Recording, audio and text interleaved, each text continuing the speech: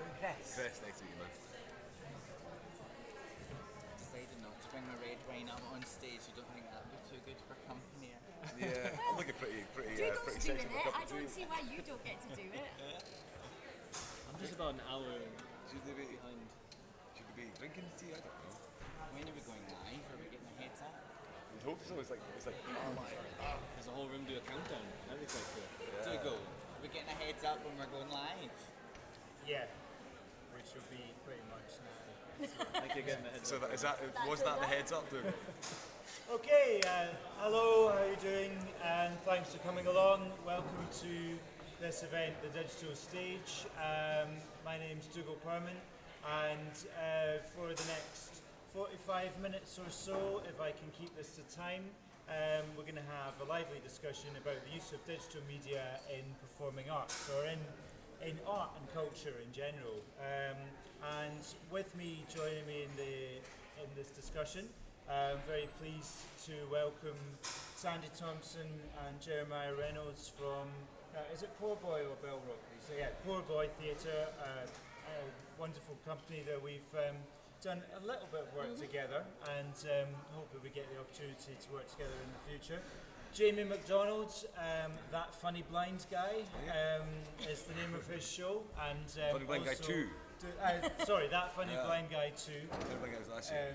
which is on at the Assembly George Square every evening at 9 o'clock. And on the far end, Christopher Glasgow from Cryptic, who have recently staged an extravagant nautical adventure called Sound to Sea on the Clyde that we had the privilege to film and live stream, which was very exciting. So we're going to be talking about various different aspects of digital media, and then welcome conversation from all of you as well. And then afterwards, for anyone who is particularly interested, we can explain how we set this up for live streaming, because that's a lot of what my company Inner Ear does. We work in the arts and culture a lot, and do a whole variety of different content-based creative work, and live streaming is quite a major part of it. We've also got some drinks over on this table here, and if you don't have one, feel free to wander over and get one. It's an informal vibe here. As you can see, I helped myself to a red wine. My panellists are more professional than me and declined that, but they will get increasingly jealous throughout the course of the conversation and may choose to regret that. And if you feel like it, you can dive off and grab a drink. Or we could even ask somebody to bring one. Yeah, I don't think I should do that. Yeah. A lot of carnage if I went for that. Well, I think we would probably help you if you not bring one up, but we'll guide you. We'll shout out loud. You're very kind, but you only think this is tea. Okay, well let's do by way of introduction. If you and we're for the benefit of the room, and thank you for everybody for coming in such great numbers. We'll speak theatrically, which will be no problem, I'm sure, to the assembled cast. But the louder we speak, the better the online audience will hear, and in the room as well. Sandy and Jeremiah, can you tell us a bit about Poorboy, what you do, and particularly in reference to working with technology? Okay, so as a theatre company, we make both new work and work with classic text. And a lot of the time when we're developing new work, we'll look at the work possibly being site-specific or promenade. So that very thing of moving from place to place kind of, to me, always suggested the idea that there's always something that's about a very personal journey, the minute you're off of a theatre seat. Having said that, I'm going to hand over to Jeremiah in just a minute, because actually, for a company who do a lot of digital stuff, I'm something of a digital numpty. I'm very enthusiastic. I'm not at all skilled. I don't really understand how a lot of it works, but creatively I have an idea of how it is I want to use it to collapse distance between a theatre company and its audience in any given event. Jeremiah's was very involved in creating both Pirates and Mermaids and something that we did for ArtLink just a couple of weeks ago, which used a lot of digital stuff. So I guess I'll let him talk about that. So my background is as an actor, not as a technological guru, or I'm more just someone who likes to have lots of projects on the go. So I've always had a keen interest in what I can do with film and with editing. And so when we went to make Pirates and Mermaids, the show Sandy mentioned, the idea behind it was that we wanted it to be anywhere that I was. And so the best way to do that was to put everything on my phone. So we've just finished a tour around Scotland where we've been able to go to lots of different audiences, and this was our kit. So as everyone sits around, film and photos and music that's all been created just plays here. And that was kind of a big choice that we made in creating that show. But also what I have been able to collaborate with Sandy in is not just using the technology for the show itself, but also in the way that we reach the audience outside of the show. So how do we make trailers, and how do we kind of highlight what the show's about for promoters, for audience, and making all different types of things as far as that goes. So, Thank you. We could watch the trailer for Pirates and Mermaids. Sure. Just to get an idea of the show.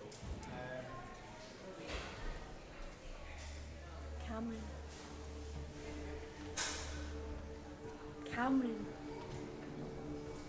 it's me. I'm here.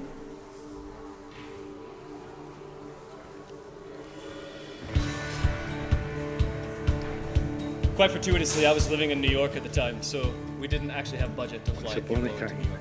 there was a Selkie, and she lived in the depths of the sea. This is your home. No, Ailey, you are my home. Wherever you are, that is my home. The Selkie thought the fisherman was the bonniest thing she'd seen. That fisherman one, maybe a writer or something. Yeah, maybe. Oh, I know, a mermaid. Yeah, mermaid. Ailey, don't be a fool. If you run after him now, you'll never be stopped running. I know things are different, but I don't see why. Things do not just happen because you wish that they did. Dance with me. What? Here? Oh, man up, cupcake. Nobody's looking.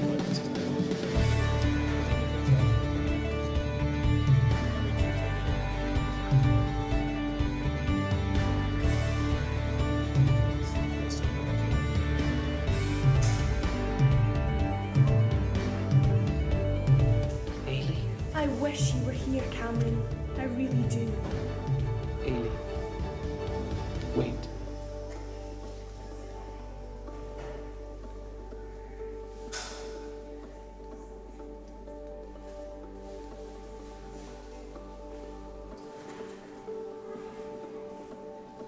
Brilliant, thank you. I'm intrigued by the notion of taking all of the technology with you need for the show in your pocket, which is something that we'll come back to, as is the your position, Sandy, in terms of, I like the phrase digital numpty, but not being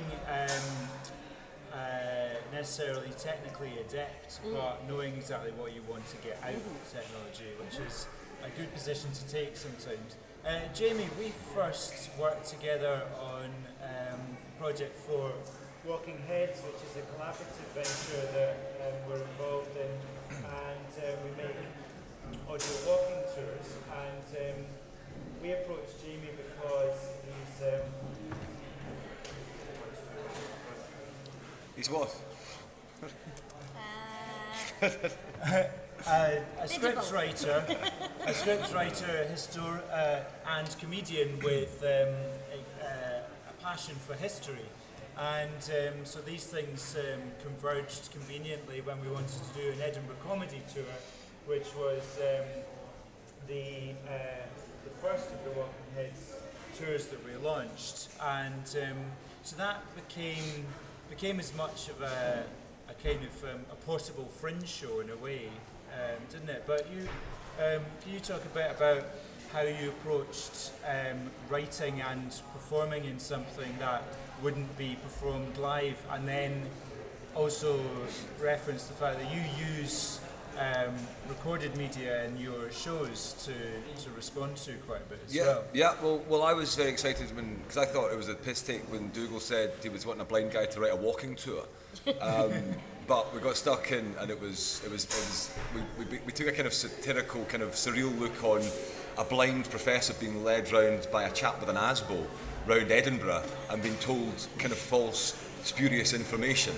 And then at each point, the blind guy would get hurt. So it was quite sick, but quite funny and historically nearly accurate. So that was quite interesting. When Dougal asked, because we were doing another Fringe show, we were doing a Fringe play that year as well, but getting a Fringe show to go around Edinburgh with was really quite exciting because there's so much choice in Edinburgh that you walk around the city anyway, and the idea was that this show could kind of be part of that experience of walking around Edinburgh. And so we did that, and that was quite good fun. And then from that into the stand-up comedy, I've always used sound effects because my style is anecdotal, so it's always telling kind of stories, and it's just like it enhances a story so much. Just a well-used piece of audio can really bring a story to life. In my show this year, I use a hardcore techno version of the Birdie Dance to astoundingly good effect. It's really good. Genius. Brilliant. Well, if that's not an advert for the show, I'm not sure what is. Chris, you, with Cryptic, and I think probably in a lot of your experience before that with various different arts companies, have quite a good overview of the use of digital media in performance. But you approached us specifically about live streaming Sound to See. Can you talk a little bit about a brief explanation for those who didn't know what Sound to See is, and then why you wanted to stream it and why that is something that you think is becoming increasingly important for live art? So Sound to See was one of the biggest cultural projects of the Commonwealth Games. It was staged, for want of a better word, on 12 boats ranging from tugs right the way up to naval warships on the River Clyde. It had over 150 musicians featured on those boats. Walk the Plank provided pyro effects which came off the Glasgow Science Centre tower and quayside, and All or Nothing provided aerial artists who danced right across the roof of the Science Centre. So that's a very large undertaking. In a nutshell, the problem we had was this event was open to public ticket registration, and we sensed that it was going to be popular. But when it sold out, before we'd even launched the marketing campaign, that was when I started to worry. We actually sold out 7 times over and could have put the event on every night for over 2 weeks and been sold out every night. And that was when I realised that we had to make the event more accessible, not only for people throughout Scotland, but for people all over the world. We received ticket registrations from Philadelphia, Helsinki, mainland Europe. And that was when I approached Dougal and said, right, how do we get this out there and allow more than what our capacity allows to be able to see it? And what do you think, I mean, the interesting thing for us, I think, working on Sound C was this was a very, it was an epic performance designed visually to be viewed from afar. It was happened in a basin behind the Science Centre on the Clyde. If you've been to Glasgow, a basin that was originally designed for cleaning the hulls of giant ships. So it's a very large body of water, and you can see playing some of the archive, which is available on cryptic.org.uk at the moment, and you can see some of it here. And we combined, of course, a mixture of wide angle and super close-up and medium shots. And so the audience perspective is very different to the spectator who was there. And we very much, I think, thought that the stream and the televisation of it, if you like, would be a complement to the live show. And I think that that's worked. I mean, some people said, oh, it would have been nice to have had big screens at the event so that people could have seen what was being filmed, but I'm in two minds about that personally, because I think then the audience would have watched the screens because they were all programmed to, if there's a screen on and there's something happening, you know, like if that happens in a pub, you're drawn to it whether you want to be or not, and that may have detracted from what's happening right live in front of you.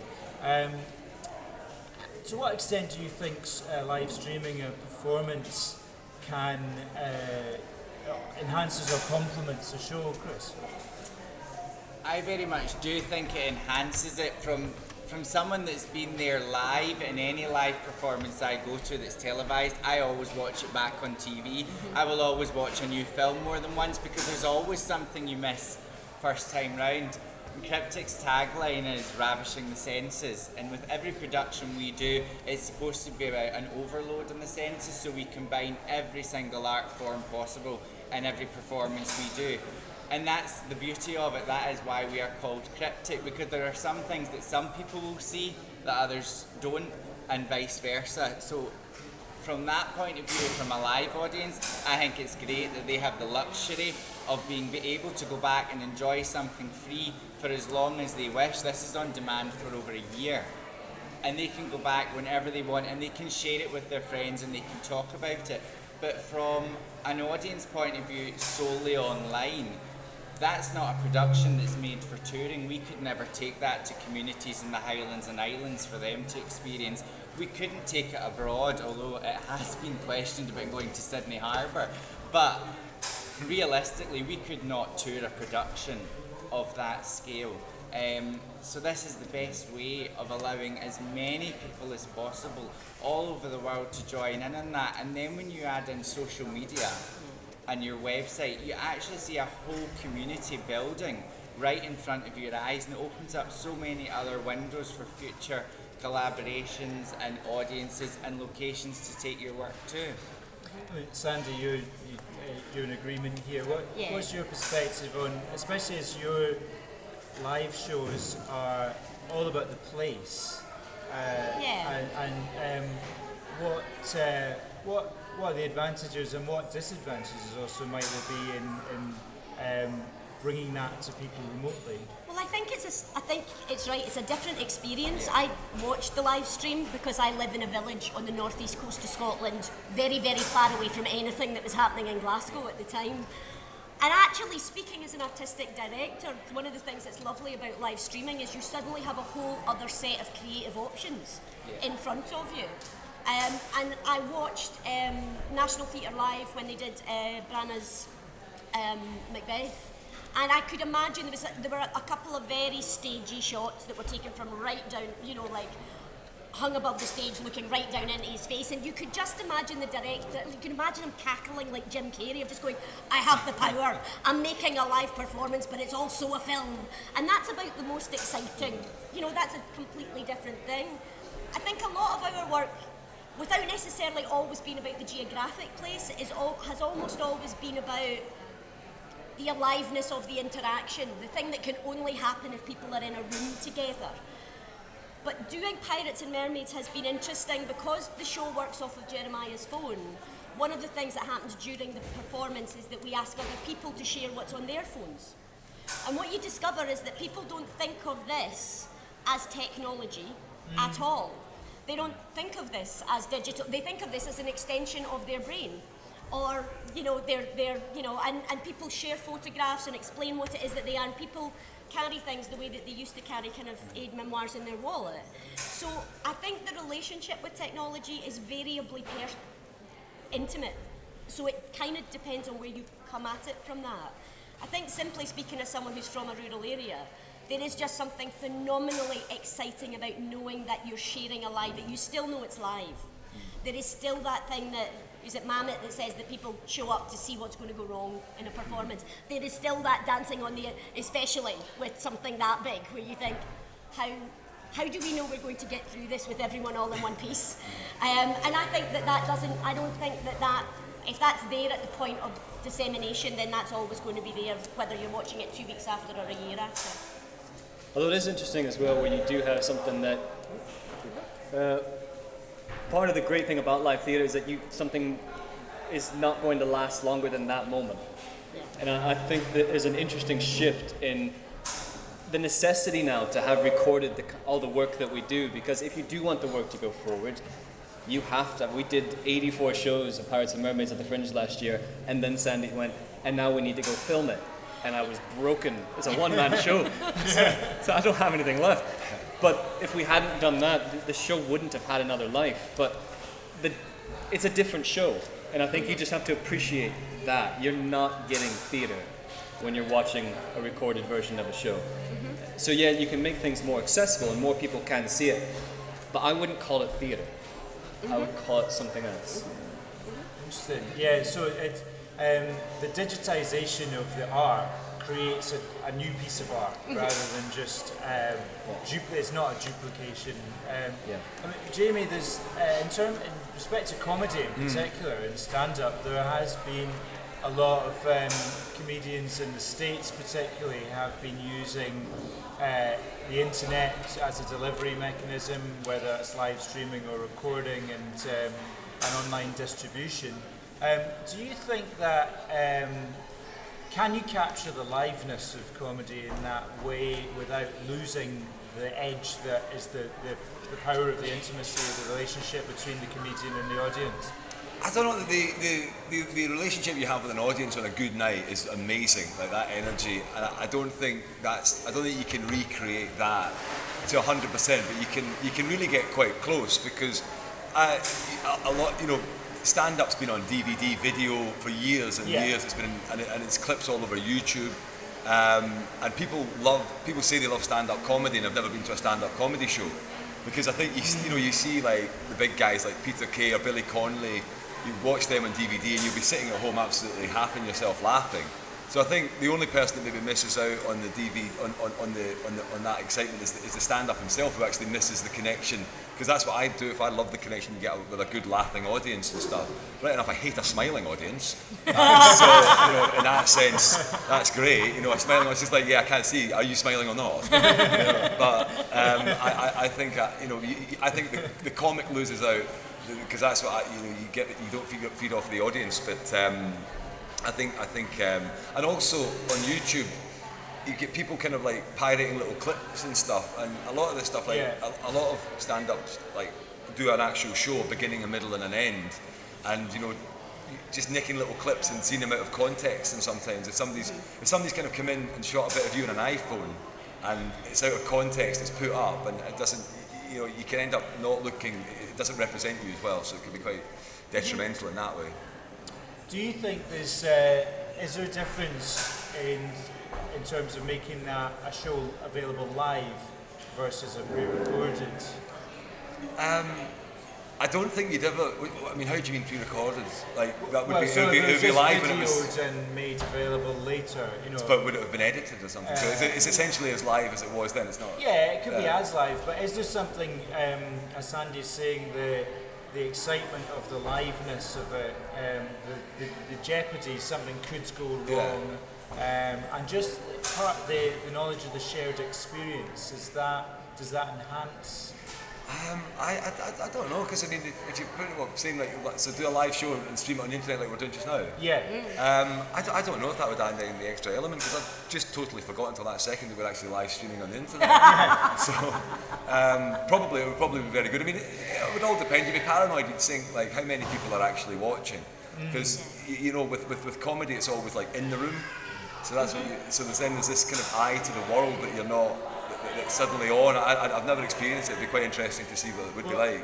Actually, let's talk briefly about numbers, about audience numbers, because everybody gets hung up with big numbers on the internet, and we've streamed we stream ideas that we come up with for ourselves to handfuls of people who will just watch it experimentally.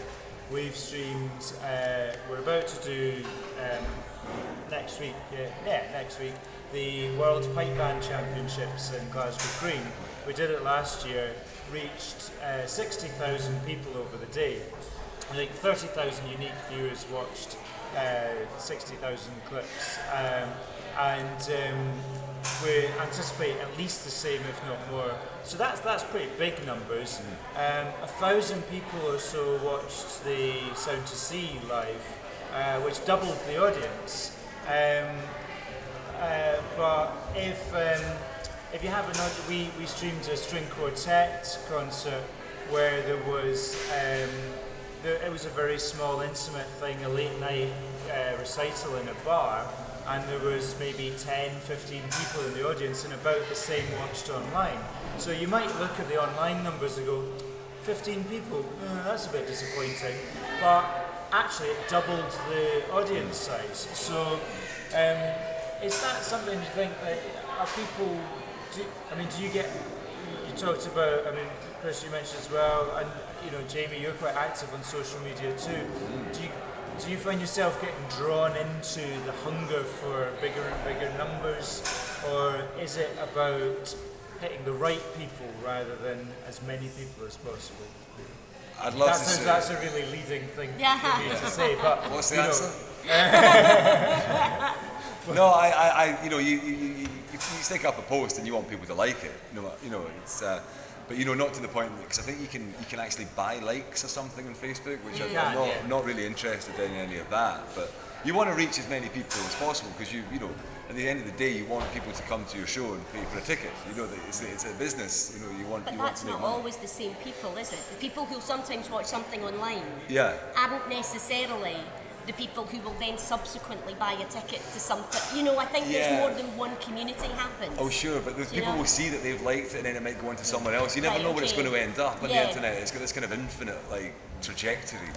And so somebody that liked your thing that may never buy a ticket, somebody that likes their thing, sees that they've liked that, clicks on, likes your page, buys a ticket. £7 in the bag. I think the interesting thing about it is that it's a different audience, and so you're getting different people. The kind of argument that I've heard for it so far is we're taking theatre out to people that might not normally see theatre, and so then they might come into the theatres and see other shows. Well, is that the point from the first instance, or is the point just that they're going to get something rather than nothing? Because I would be interested in the numbers of how many people watch, and then like the National Theatre in London, I've seen some of their stream shows through cinemas. How many of those people are then making a real effort to then go see something in the theatre when they could just go back to the cinema, which they're more used to?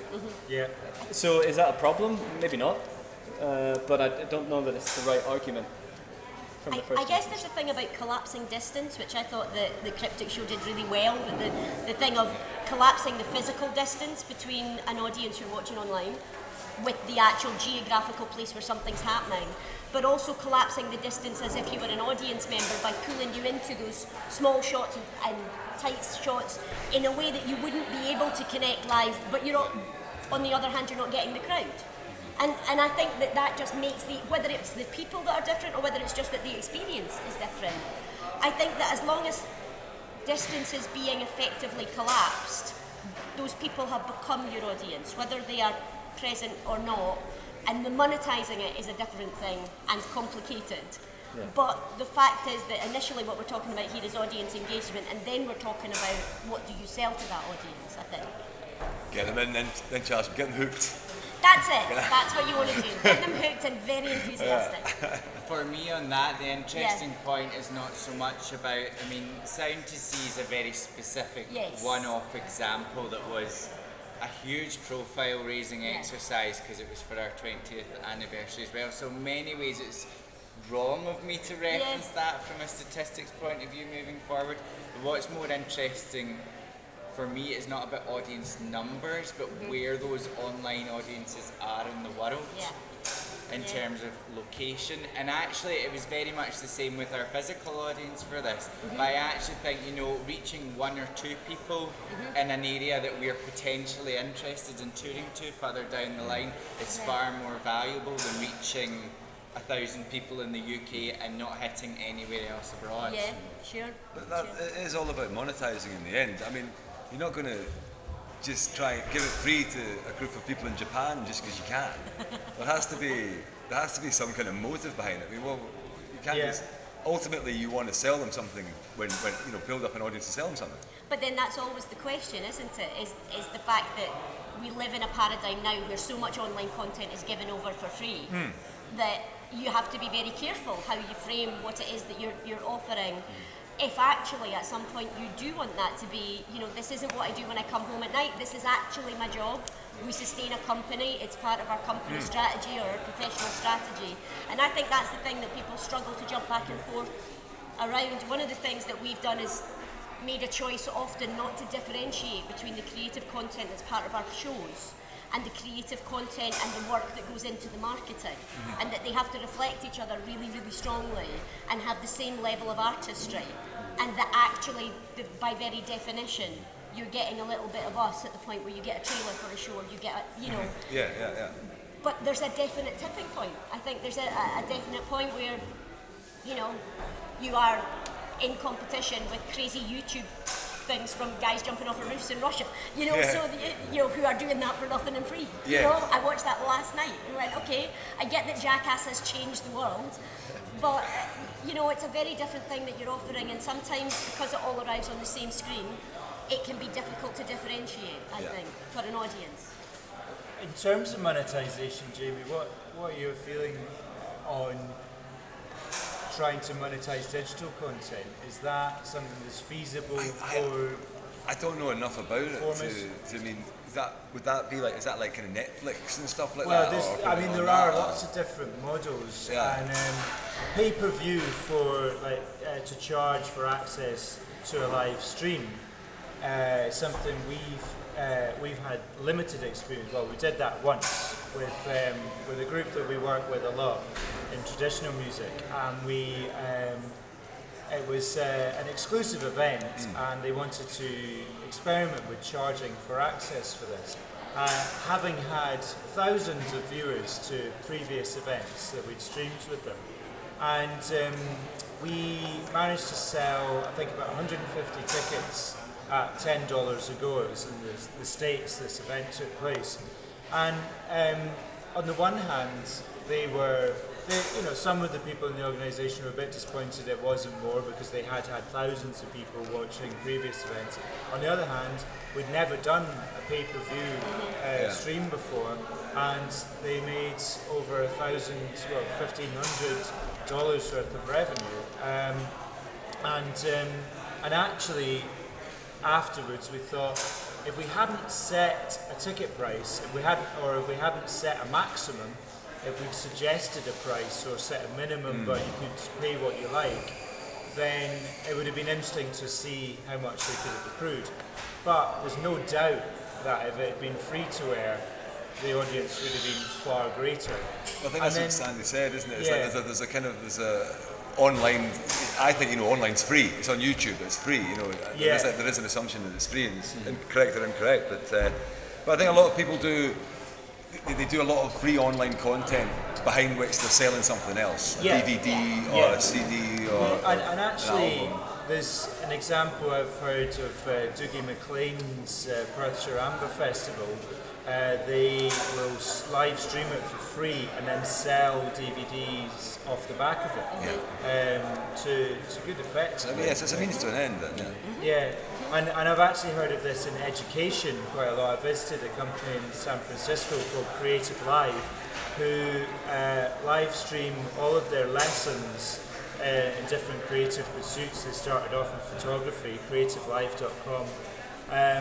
And they give away access to all of their lessons for free, but you have to subscribe to get access to the on-demand course. And it's, you know, they film them as live performances or live lessons, because it's actually a really straightforward way of doing it, you know. And rather than piecing it together through edited content, which might take a lot longer. So they do it in a TV style, but then it would be very difficult to watch all the time to get at, you know, so that you'd see every lesson in that course. So you're tempted then into purchasing it. Do you think this is, there are any models there that could be applicable to your various art forms? Chris, is it something that Cryptic would be interested in exploring in terms of monetization? We have explored it, but with a big part of our organisation being basically we bring established international artists here for audiences, and the other part of our work based at home is about nurturing homegrown talent to export. So actually our main interest at the moment in streaming in particular was something about the scale of Sound to See is actually that the artists get their royalties first and foremost, and they get what they're entitled to for performing in something of such a scale. And I think the interesting thing about us is, I mean, the stream of Sound to See is amazing and nothing could have reflected what happened more accurately. But a big thing about our work as a company is actually it's about the whole experience of the performance. So it's very rare that you go into a Cryptic show and sit in a theatre and just watch a show. There's always some sort of level of engagement or interaction with the audience. So actually, in some ways, it'd be cheating to charge an online audience when they're not going to get that experience. They'll just be kind of looking through a window, whereas the live audience will be experiencing something much, much more. So at this moment in time, no, although we are considering setting up a Cryptic channel depending on where programming goes over the next few years. Jeremiah, we talked a little bit about how you took the technology on the road for Pirates and Mermaids, but in terms of the making the digital aspiration possible in a show, what are the considerations that you need to take into account in terms of realising the ambition without compromising what it's all about? Are there some tough choices to be made? The choices are easy. It's finding the time to then make the choices happen is the tough bit. Yeah. I think within all the new demand for every company to have this plethora of options for online creative content, so you're even just things that are going to go on your Facebook feed or your Twitter feed or your YouTube channel, and the amount of generation that's required to keep that interesting for a small company is really difficult. I spend a lot more time editing things for the company than I do acting for it. And I'd like to apologise for that. But it's out of necessity. So I think, we, in creating Pirates and Mermaids and in other work that we've done, my constant kind of battle is between working with the professionals who I know are going to make that look amazing and being able to afford it. And so I then am constantly trying to learn new skills myself, which I really enjoy doing. But as a small company, I think that's a real difficult battle, and that's where your choices get made about the level of quality. Like, I would love to live stream every show I do, but if I'm not getting funded to do that, then how can I, again, when we talk about monetization, it's also knowing what the worth is so that you can convince an arts council to give you money to do that. Yeah. And maybe that's about a change in culture and how we all perceive that, but initially anyways, it's just meant a lot more man hours in kind of content creation for the company. I think that's been the biggest kind of change that we've had as far as what we value. And to be fair, I think for any company that thinks about taking this on, Jeremiah's kind of underplaying what he does in that these are skilled man hours. I say this as the unskilled person who's like, I get the stuff, I can see the stuff, I don't understand what the stuff is doing, I know what it needs to look like at the end. I'm not capable of putting that stuff together. I'm not capable of following the stuff and learning it online in the same way. And I can't have the dialogue with the creative team. The New York, Jeremiah ran the New York shoot. Now, I'm a theatre director. I'm interested in film, but it's not something that I have a degree of visual literacy. What I don't have is technical language, technical experience. So what you've also got is that thing of you either make your piece with an incoming creative team, or you upskill and you make that creative team in-house. And actually, if that's the reflection of your work and what you do, that's an incredibly important choice to make, because if that dialogue is weak, then something's going out there that isn't you. And there's just nothing more miserable than having invested really hard in something to then not have it reflect the things you think are important. The most important thing for any company, I think, is to just have those. I mean, we always say it's all about the relationships. If you're trying to get a show booked, but within digital creation, that again is all about those relationships you make. And I was lucky enough at a drama school to have. I think drama schools in themselves are kind of changing the way they're formatted, to where you know the people who do film and you know the people who do sound, and so you're able to collaborate a bit more effectively afterwards. And so those have just been real intentional relationships that we've kind of fostered as a company. But you just need people out there who are also wanting to make good work, and that's a real balancing act. But yeah, I put a load of Twitter. I use Facebook and Twitter, but I stopped using Twitter because you feel there's this pressure on you. Like, hang on, sorry, I'll be a minute. I'm just trying to be sporadic over here, and so I stopped using it, and I do Facebook, and I update Facebook as and when something has actually happened, rather than I always make up some shit that something hilarious just happened outside. I've got to share with it. It's totally contrived. So you've got to make sure that, as I said, the output is consistent, because if not, it can go pretty stale pretty quick, and it's pretty easy to spot false kind of blogs and tweets and stuff like that. Yeah. Person has to speak up a wee bit more. Do you want me to repeat it? No. It's nice and light. So that is kind of being drawn into that need to feed the social machine, I suppose. Yeah. The social beast. Yeah. It's meant to help your life, but it starts to control it. Yeah. So I've not tweeted in half an hour. People are going to think something's happened. Can I ask the people who are watching, did anybody begin to make arts or begin their social life without a mobile phone?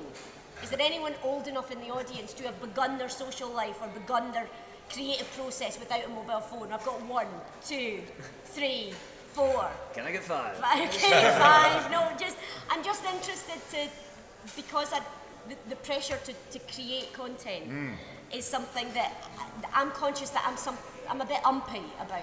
I get a bit prickly about the fact that often it drags me away from what I see as the core work. And I had to change my mind and establish in my head that actually this is also the core work before I was able to kind of make the things that we needed to make, to put out and reflect the work that we do. And I guess I'm just wondering whether if you're born to be a digital native as opposed to being a very, very lost immigrant, whether it makes a difference. Or a digital numpty. Yeah. I'm just wondering if that also makes a difference in where you stand with the things, the pressures that you feel when you're sort of looking at what needs to be made. I think, the organisation I used to work for was a support organisation for the industry, so it was a constant level of delivering information all the time, sometimes every 10 minutes, constantly going out nationwide, but that had a very different role. And for me, the biggest thing about social media and interacting with audiences, the first thing is to establish your voice, who you want to communicate with, and what the best platform is in which to do so. Because if you were to run Twitter, Facebook, YouTube, Vimeo, SoundCloud, Flickr by yourself for one organisation, many of us in the arts do work for other organisations and sit on boards and all the rest of it, it becomes impossible and you actually feel like you're going to explode. You get an iPad in one hand, a phone in the other, the computer's in front of you and the TV's over there. And I say that without a joke, that's just normal for people nowadays. Yeah. And actually, when you don't switch off, it's like creativity. When you don't take a break, you actually start doing a worse job. And I would argue that it's better to do 1 or 2 digital engagement tools and do them really well than dilute it across 8. Either that, or if you do want to do everything, find a way that you can balance it. Certainly in terms of Cryptic and the workload, it's just made me balance, because actually it's not the sole focus. It is a tool of enhancement for everything else that we are doing, and that's why I need to be so careful, because the company has such strong production values. Every single tweet, every single Facebook post must reflect those values. One of my colleagues said we were having a discussion with people that weren't marketers, and they said, what is marketing? And she said, marketing is every single piece of communication, every email, every phone call that you make as the staff as a whole that comes out of this company, because everything you're doing there is representing this company image. So I think break it down, reduce it, and do it really well rather than flood yourself and get. I mean, who wants to get stressed out about Twitter of all things? You know what I mean? Yeah, it's just abandoned it. Yeah. But you were quite active on Twitter, Jamie, initially for both that Funny Blind Guy and the comedy play that you produced. But that was until I realised that I didn't realise that the thing didn't automatically stop at 140, and I was putting out tweets that were like just halved in the middle. It was rubbish. So I was having sleepless nights, so I'm better off it. Yeah. I did feel that it was perhaps unfair of the other members of the theatre company you were with to leave the Twitter activity to the blind member of the... Says the guy who asked him to write a walking tour.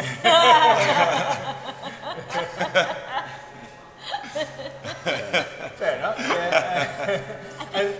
Can we talk briefly about technology for accessibility? Because we had a slightly tongue-in-cheek conversation the other day, you and I, about audio description, particularly for the blind. Because we'd be something we've been investigating is in theatre the use of technology to enhance the experience for people with disabilities. So signing for the deaf, maybe through, there are various movements to do this through mobile and tablet apps, rather than using maybe LED screens above, as they have in opera, above the stage. I heard of one show recently where the subtitles are actually on TV screens designed into the set, which I thought was nice. And you mentioned ArtLink earlier, Sandy. We did a project, we recorded a project they'd done in the National Library of Scotland, where it was a walking tour around the library where they did readings that responded to readings from various works of literature that were relevant to those bits of the library. And it was for, there were a lot of blind people in the audience, and they described everything as they were going, but that was just part of the show, it wasn't an add-on. Yeah. You were talking, without naming any companies or venues, you were talking about your experience of audio-described plays. Well, it's what do you describe? It's like, do you, if somebody says you're sitting in a play and somebody whispering in your ear on an iPad saying, the character stands in front of a Rococan portico. Like, what the hell is a Rococan portico? So it has to be very, I think, plot specific. Like, somebody's hiding behind a barrel or something like that. John looks angry. Yeah, John looks angry. You can tell he's angry. He's shouting at the woman. So there's certain things. And then in one of the theatres, I was offered a touch tour of the stage, which is kind of like, it's a table. So I don't know. Accessibility, I still don't know where it is. I think certain things. Oh yeah, so this is the glass that was used. Could it be really appreciative? Yeah, it's a table. Yeah, fantastic. Because I'm not sure that's going to enhance your appreciation of the play any more than anybody else. I don't think so. But that doesn't. Of course, I think that, Chris, we were talking briefly about this the other day. That doesn't come from anything other than, I think, a very well-meaning position, of course. Of course. But it misses the point.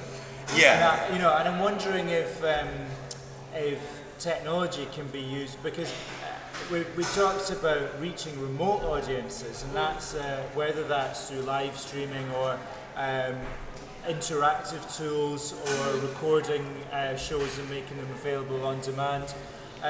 But another part of making things accessible is to come up with different ways to describe shows or to reach people in different ways. Is that something that you've done some work on this? we have. I mean, for Pirates and Mermaids, we had little handheld tablets, tiny little tablets, which gave you the BSL signer who is also a performer in her own right. I think that's the other thing, is to say, you know, when you work with accessibility. The worst bit about that was she was more interesting to watch than I was. So you have to choose You did find carefully. it was a bit of an attention draw, but also because the show is interrupted by clips and photographs from phones.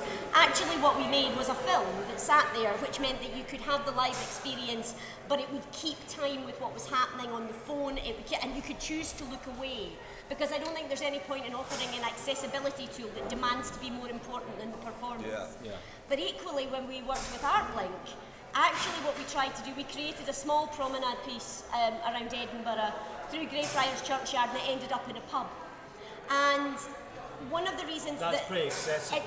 Do you know, there's that thing of going, okay, it's a street. It's a street and it's a park. We're unlikely to hit anything that's unusual here. This is a public space, and that's a great place to kind of come from. But I think also for us it became about making a performance that was accessible in the same way to everyone.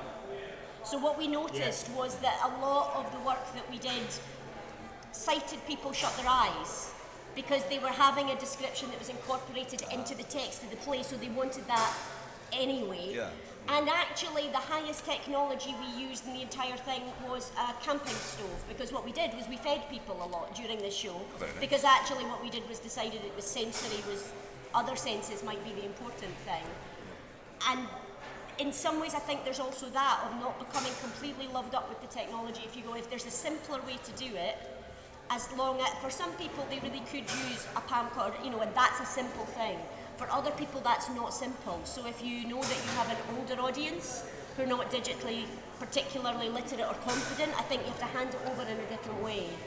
And if you have a chance to eradicate, if the artistry has a chance to eradicate at the creative level the need for accessibility equipment, I think that's always got to be the way you start first, and then judiciously use things to drop in wherever the shortfall seems to be. Which is also just a choice that we've made as a company, is that every show we do, we try and make as accessible as possible. But we look at all the different people who might come. So Pirates and Mermaids works equally well for a blind person as it does for a deaf person. I'll be the judge of that. Don't think. Come and see us on Monday, we'll let you know. Get your ticket. But I think that's just a choice you have to make from the beginning of the creative process rather than afterwards. I did have a really good point to make there, and it's just gone. So I think that will come back to me, but that might be a good point to say, ask if anybody in the audience here has any questions, or indeed watching online, if any of you can shout if there are. There's a comment. Any? Yes, we're gonna take a mic to you, partly for the benefit of those watching online, so they'll be able to hear as well. Thank you. Hi. It was just a comment, really. It was just to point out that the new Creative Europe program, which has been launched, two of their new criteria are audience development and the digital agenda. And there is actually quite a reasonable amount of money there, and I think that's an interesting opportunity, particularly for the UK, because unlike many other member states, we are actually ahead of the game in many areas, and I think that's an opportunity that hopefully people here will pick up on. The next deadline is the 1st of October, which is probably too soon, but at some point in the future, it's going for the next 7 years, so there's time to make applications for that. I think it's an interesting opportunity. Just to share that with you. Excellent, thank you. So that's Creative Europe. Creative Europe. Yeah, brilliant. That's well worth knowing. Because I think that we've learned that Creative Scotland also have, and it's through their 10-year plan, isn't it? The enhancing shows or making them more accessible digitally is something they're very keen to encourage. But just reminds me of something. It's really interesting though, because I think the Creative Europe program is not completely thought through, I think is fair to say, in one or two interesting ways. Because one of the things they also have is they're interested in new business models. Now, new business models also including new technologies, digital agenda and so on and so forth. To me, new business models implies that they might make money, which would be a nice thing to do and so on. But interestingly, the other rules of the Creative Europe program are that although you can involve profit-making companies as partners, the projects can't make a profit. Yeah. So what happens to your bright business model that you've developed at the end of the project? Do you have to sort of chuck it in the ocean or something? I mean, it's really a little bit interesting. But hopefully there will be some interesting things that emerge and there is money available, as I said. Great. Good to know, thank you. Any other questions or comments from the audience? We will of course be hanging around, so Benny. We have a comment from our live stream online. Karen Lyon was speaking with regards to Jamie's funny comments on the Touch tour of the stage. Oh God, what's that? She commented, "Touch is about the special experience. We all instinctively reach out in the dark. Texture and size, height, make each table a character when seeing the scene. Touch tours before the audio description gives the narration context." How would you respond to that, Jamie? Am I getting a row? Yes. Yes, an online live row. Okay. You've just been told off digitally. Okay, well maybe some people get more out of touching the table than I do. And that's fair enough. I think that's the other thing with accessibility. Something that completely rocks one person, like any other audience member. Something that completely rocks somebody's world can leave somebody else absolutely cold. Yeah. And that's fair enough, and that happens with every single audience that comes in to see every single performance. Also, I'm a stand-up, so I'm a cynic, Karen, so it's my job to kind of look at basically how I can bring something down, so I am sorry. But to be fair, because it's a skill in itself, the first time I had to do an audio described tour of a promenade, it was a 9-site promenade around Glasgow, and we got to site 5 and she went, "We have to stop, Sandy, because I don't care anymore." and that was fair enough. I'm not going to do the promenade, I'm just going to sit and listen to the audio, and that is quite enough. And actually, I think it's a kind of movable feast what you decide to do with accessibility, and maybe that's the thing, is that it's not just about considering it, it's about having variables that people can tailor to what suits them. I think it's accessibility is quite subjective, but you have to take an objective view, which is quite. You're a writer and an orator, as a speaker and a comic, and you're very into dialogue and into wordplay. Yeah. You're not so interested in the physical side of the theatre, I suppose, in my experience, whereas other people, that might be what they're really into. Yeah. So I suppose that there's not a one-size-fits-all, and that might be, I think that, Karen, that's a really good point, and completely validates the requirement for a touch tour and why that is a really good thing to offer. And I think, but just the counter side of that would be that it's not going to be for everybody. It's a brilliant point. Yeah, but it's actually, that might be of just as much interest to a sighted person in a way. You do a touch tour? I might, because you get to experience. I mean, but you can see it's a tour. I get to go behind the scenes in shows quite a lot, but sometimes I'm still fascinated by the props or costume department and what it is they're creating, and actually getting to see these things or handle them up close is completely different to be on stage. It's a bit like what we were talking earlier in respect to Sound to Sea being an epic show that was designed to be seen as a panorama from afar, and then we film it with cameras that are designed for sporting events so we can go super close up. That creates a whole different way of consuming the show. I think the problem with access requirements, we did a lot of access training for this project, because essentially we were designing our own auditorium.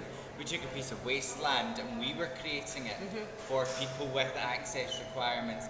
And I think the problem, from what I've learned from everybody who works in that field in terms of training and engagement, what I've learned is people that don't have an access requirement or disability themselves put themselves under so much pressure to try and accommodate everyone and make everybody happy that actually it takes so much of the human feeling out of it, and it just becomes a box ticking exercise where you end up patronising people or treating them like idiots, when actually just treat them normally and relax, and people will be far more forgiving if you make a mistake, because they think, well, they're doing their best at the end of the day. I mean, I didn't go to see The Artist because it's that film, The Artist, because there's absolutely no point in me seeing that. So I made that choice myself. I think like that ain't going to work for me. I'm not going to go and see it.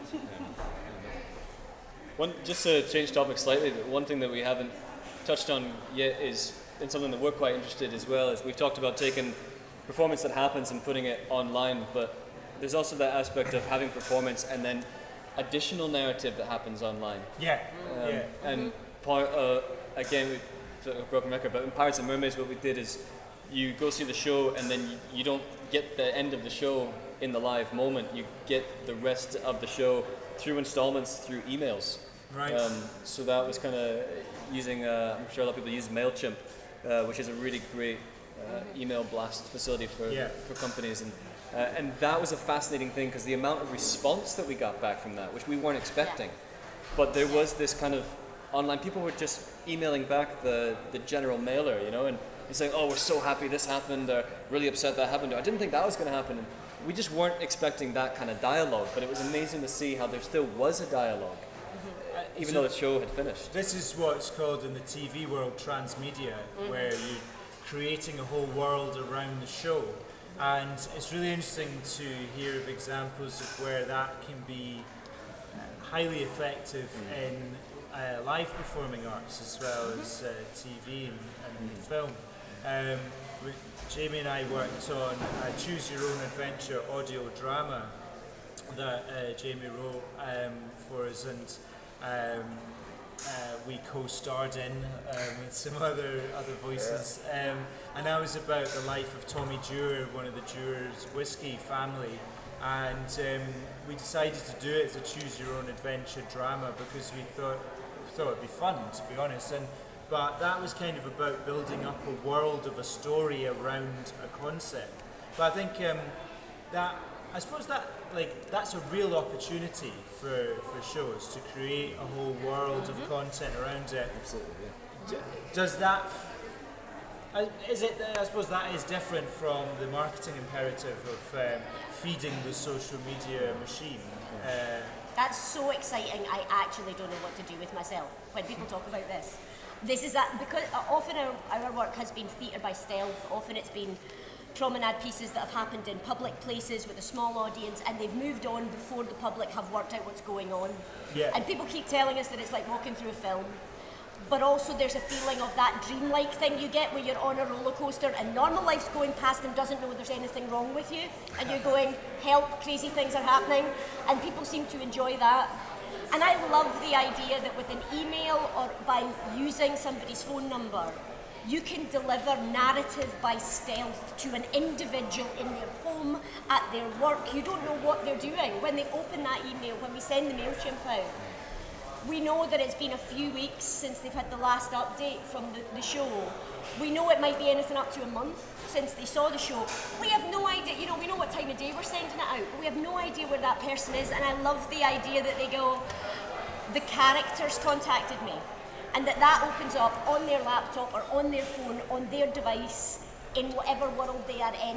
Because I find the most effective stories are those that are thought worms. They're ones that just they get in your head and just change how you see the world. They don't actually use any other bells and whistles to do so. They simply change how you perceive the world around you. And the quickest way, it seems to me, is to do this incredible thing where you get to tailor individual messages to individual audience members. And even if it's something that we're just experimenting, ours are quite generic. They're well thought out, but they're quite generic. And the interesting thing is that people do respond as if they are the only person that we sent that information to.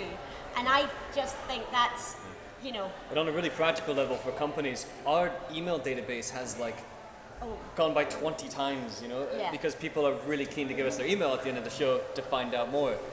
So, and that was actually the initial bit where we went, we need a bigger database, how can we do that? let's add some more narrative that they'll want to hear.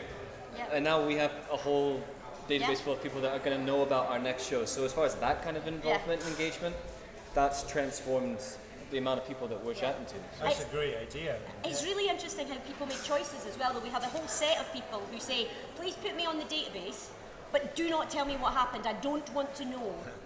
I'm happy with where I'm at with it. Yeah. And they're very assertive. And actually, it never occurred to me that you could offer the audience that choice. Going, do you want to know more? Or do you want your experience to stop here and you never know this thing or this thing or this thing?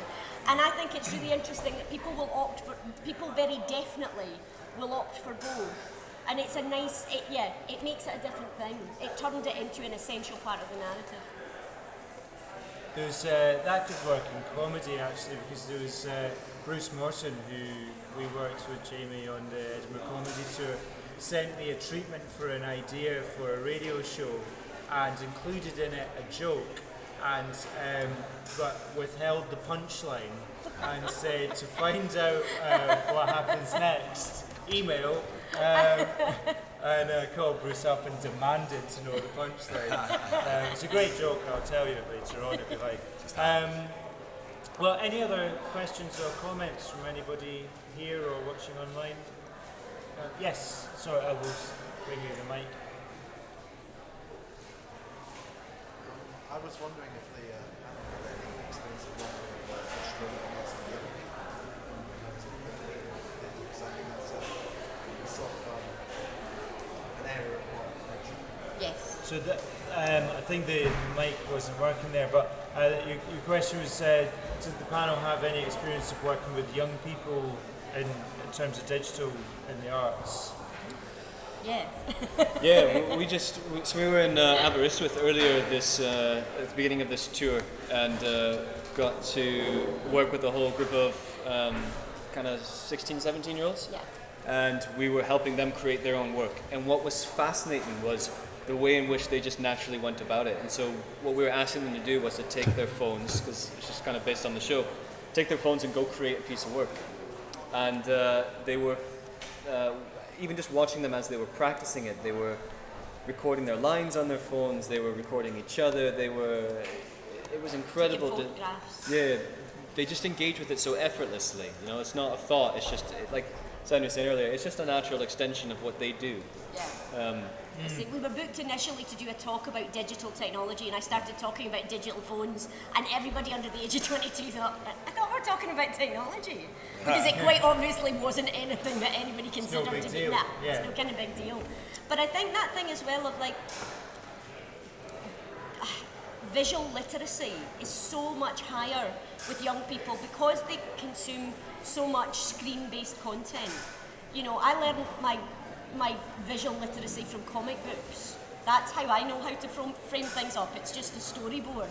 But actually, the sheer volume of high quality, you know, understanding what it is to edit something, understanding what the edit tells you, all those kind of things. In some ways, they're kind of in with the bricks for people who are 16, 17, and actually anybody under 30, really. You know, but what it does is, I think what it means is that you had better have your game face on. Your standard of work needs to be very, very high because, you know, they're not differentiating between seeing that and seeing something that's been produced in a big film studio. So, but I think when it comes to them creating their own work, it's very exciting because they can just use things that are two hands to create stuff. And it is, I do love the fact that I'm working. Pirates and Mermaids has a recording of my niece and my nephew, not even teenage, 9 and 11. And I sort of arrived and I was like, now I have to record you. And Amy took the Mac off me and went, oh, cool. Opened up GarageBand, sorted it all out, and they're the children's voices that you hear in the trailer. I love the idea that I can sling a bit of kit at my 9-year-old niece and go, we're going to do some stuff because I need your voice in a show. And she's just like, yeah, that's cool. She won't be old enough to see the show for another 7 years. But she's in it, and she's in it in something that she helped record, so... There was also in that same conference a woman, Sarah Arjun, who was doing some fantastic work, and one of their shows was based on it was made for children in London, kind of children in big cities that often have Skype relationships with family members, And part of their research was done on families who had that kind of relationship to a grandparent. And one of the children, they just had an open Skype between the grandparent in Australia and the child in London. And so whenever the kid had something done, he would just run to the computer and go, "Grandma, Grandma." She would come to the computer, he would go, "I drew this, right, see you later." And then go off. Absolutely fascinating. But then the other thing that was interesting was that whenever there was like the hated aunt, whenever she would come in the room, just turn it off. And so there's this really interesting thing about how children can think that some of these relationships are on and off, and their show kind of dealt with what happens when that person shows up in the real form and you can't turn them off. And really interesting work, and just things that are, you couldn't have written that show 10 years ago, you know? Fascinating. The only problem for me with young people in technology is just because they're growing up with it does not mean they're experts in it.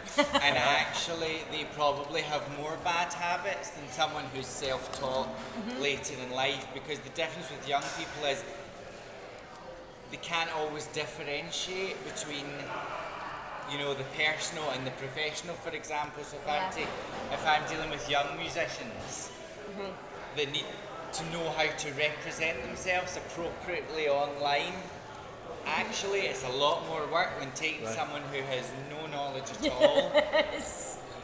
Otherwise, you know, these things aren't an exact science. I think it'd be very difficult, you know, with the exception of certain people, it's very difficult for anyone to say they're an expert because they're constantly changing and updating on a daily basis.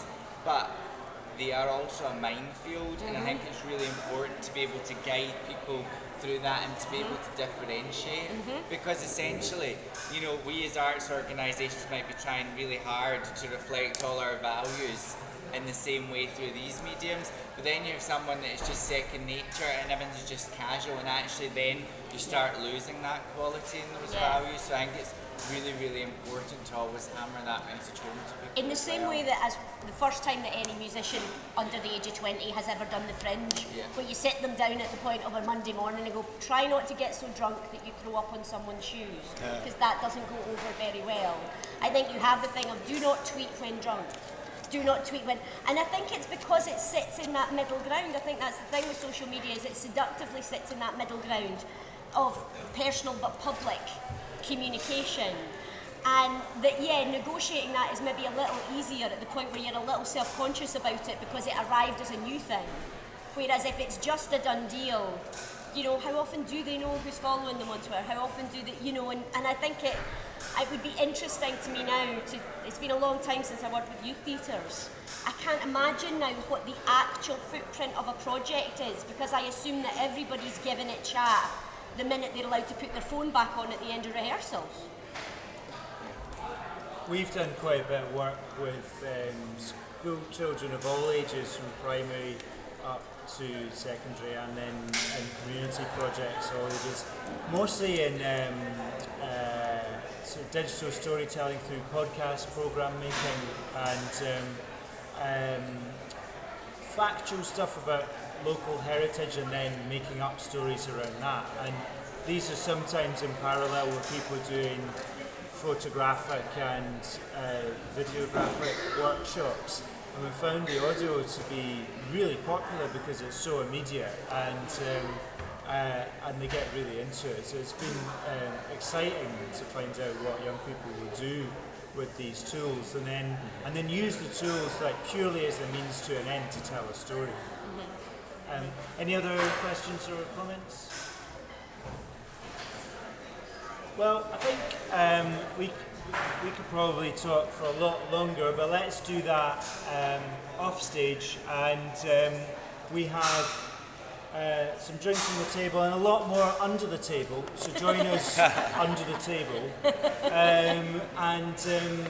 On the stage, I would just like to thank Christopher Glasgow, MacDonald, Jeremiah Reynolds and Sandy Thomson for joining me here today, and also to thank everybody here at Fringe Central and indeed Edinburgh Festival Fringe, all of the Inner Ear crew of course, and Patrick from Skylark PR for joining us here today, and to all of you for coming along and for I hope that you found this an interesting and stimulating discussion, and we'd be happy to chat more. You'll be able to watch this back online on the Inner Ear website, innerear.co.uk, or on our livestream.com channel. And have a great Fringe. We look forward to seeing you throughout the rest of the month. Thanks.